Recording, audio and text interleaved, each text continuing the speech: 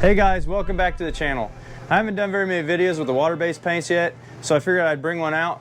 We're going to airbrush some lips using Cratex illustration colors. We're going to start this project off by printing off the image we're going to use. I love the Epson printer I got here because I can just print it off right from my phone. I'll have a link to all the items in the description that I use in this video.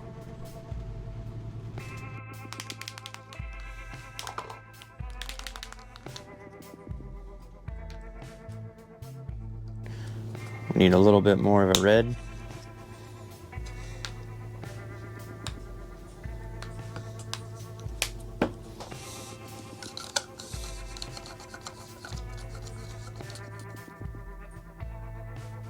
Looks like it needs a little bit more of like a purpley color.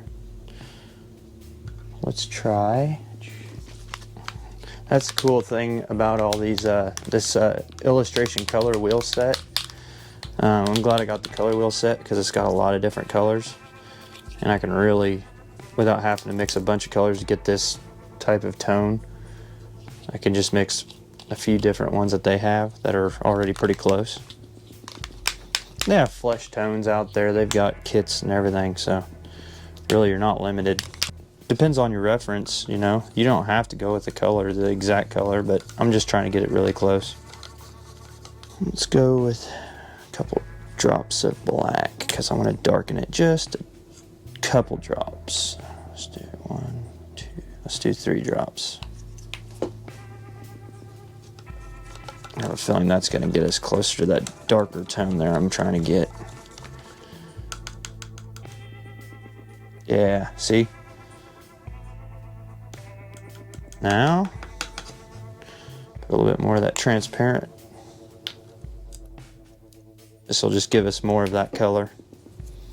Kind of thin it out a little bit so it doesn't paint. So I want to be able to build it in layers. It's pretty darn close to that color. Alright, that'll be a good base to start with. We can build from there. I'm just going to draw around the lips here. Just kind of getting the basic. You want to get your references as close as you can, so you're just going to take some of the lines there that are more prominent, just kind of give them, it's barely there, but you don't want much, just a little reference line to go by.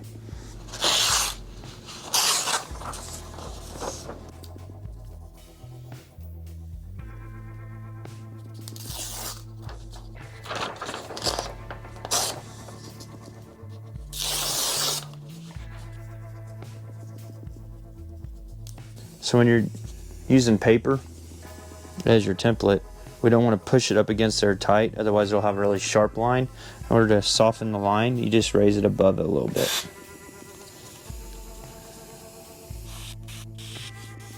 That'll be a little bit softer. Notice we're putting in some of these textures. They're not real sharp, but they're not super soft either. They got to be kind of a little bit of in between. So you're just trying to capture some of them textures. I'm going to move this around too so they don't all look the same. And now as they come around, notice they start curving. So we're going to start bringing in some of these. So I curve this one.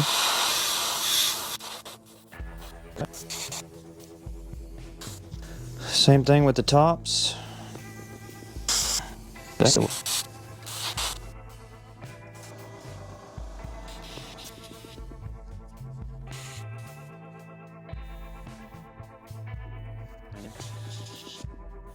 Get the right kind of freehand template here.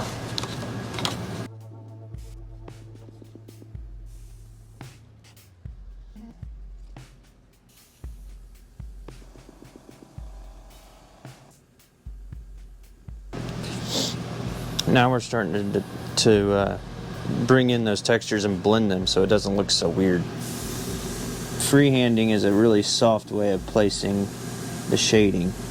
Sometimes you need those sharp, crisp lines. That's where these stenciling techniques come in. Get you some freehand stencils, some paper. You can even cut your own.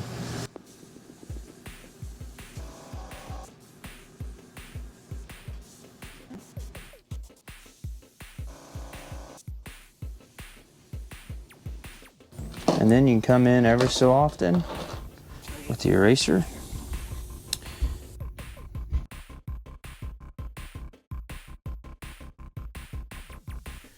Notice I'm using a razor blade and I'm scoring the area.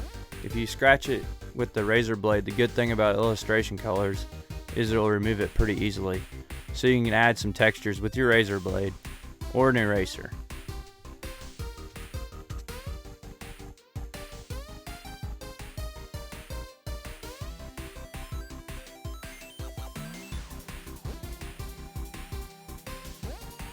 If you look, ever so often there's an angle this way, an angle that way. You want to try to get some of those angles in there, because the key to realism is emulating what you see on the paper. So bring it up in there in the angle. That way the textures are going with the grain and the shape of the contour. Help it look more realistic. Hey guys, one way you guys could help support this channel is by liking, subscribing, and if you ring the bell, it'll notify you when I have new videos coming out. And please leave a comment if there's something you'd like to see in the future. It gives me great video ideas. Now to bring in more detail, we're going to go with a darker color. So we're not going to go full black, but we're going to go with like that burnt sienna, that sepia color, and black mixed.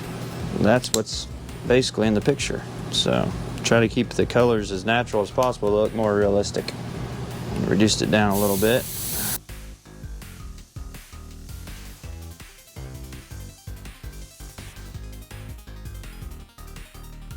Be aware of your light source too. Like this is a lot darker over here than it is anywhere else. I'm not going to go exactly like that, but I want to use that as my reference to make sure I stay true to like the realism.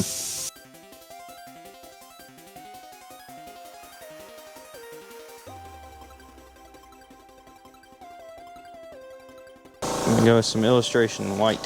Alright, what we're doing here, we're going to come back in and I'm just going to put some highlights.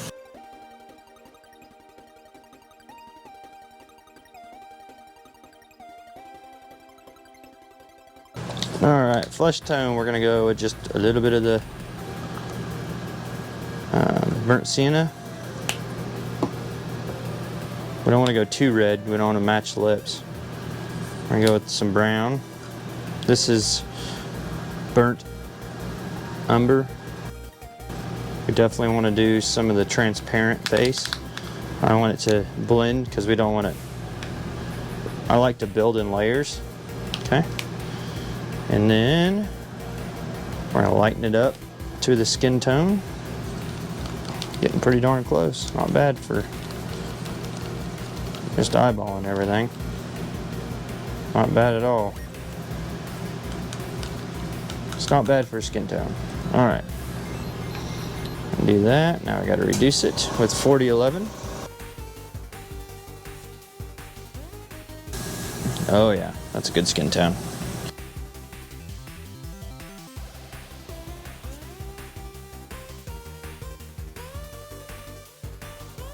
That dark brown I had earlier come in real handy for the shading.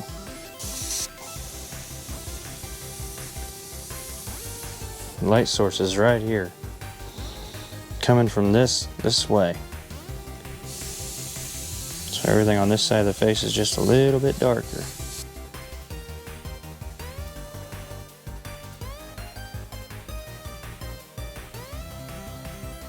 One thing I love about adding the transparent base to all my colors is then I can build it in layers. One thing I really love about this illustration color set is I can build in layers until I get the effect I want.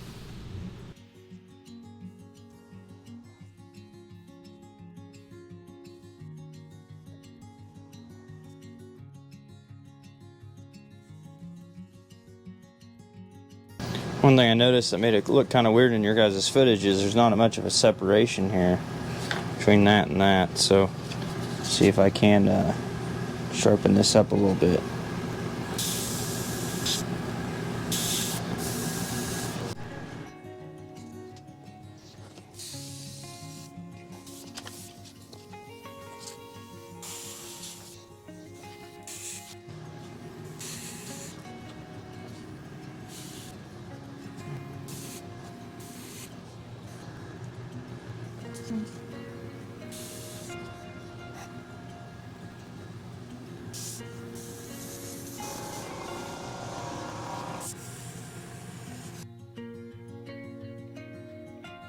One of the really neat stenciling techniques that I love to use is when you use your reference photo as your actual illustration, you can cut out the pieces and use it as a stenciling material.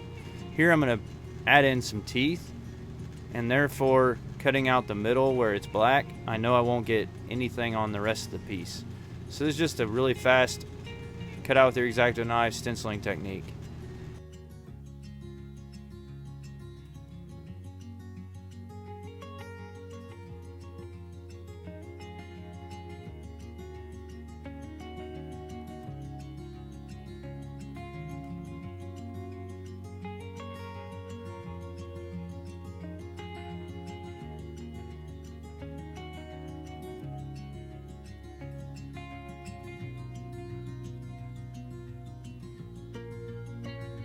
Well guys, I hope you guys enjoyed the video.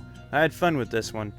Here's how you airbrush lips using illustration colors. It's all water-based, so it's pretty safe. I hope you guys learned something new. If you liked the video, please make sure you like and subscribe, and leave me a comment down in the comments. Thanks for watching.